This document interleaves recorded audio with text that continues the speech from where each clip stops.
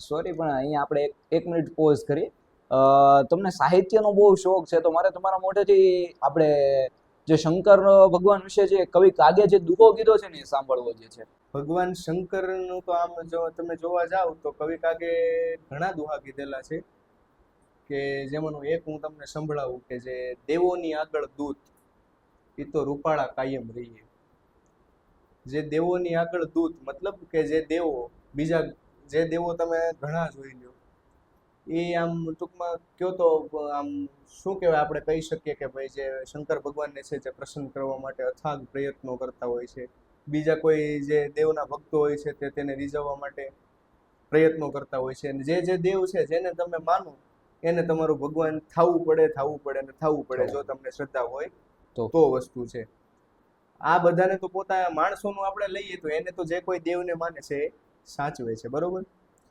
પણ સાપને સાચવવું એ કામ શંકરનું કાગડા.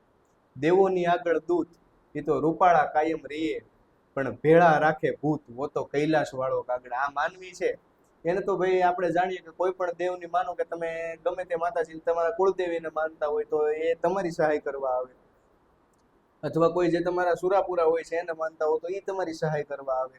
પણ જે આ ભૂત યોની આખી છે, જેમ આ પૃથ્વી આપણી માનવ યોની આખી છે, એમ એક અલગથી આખી ભૂત યોની, પ્રેત યોની, પિચાચ યોની, આવા ઘણા જે કહેવાય ને કે યોનીઓ આવેલી છે.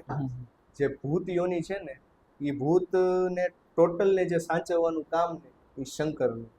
કેમ કે શંકર છે એ શમશાનના રાજા મહાદેવ, શમશાનમાં વાસ કરનારા શંકર, અને શમશાનમાં ભૂત, બરોબર. તો ભૂતને સાચવવું એ કામ શંકરનું કાગડા.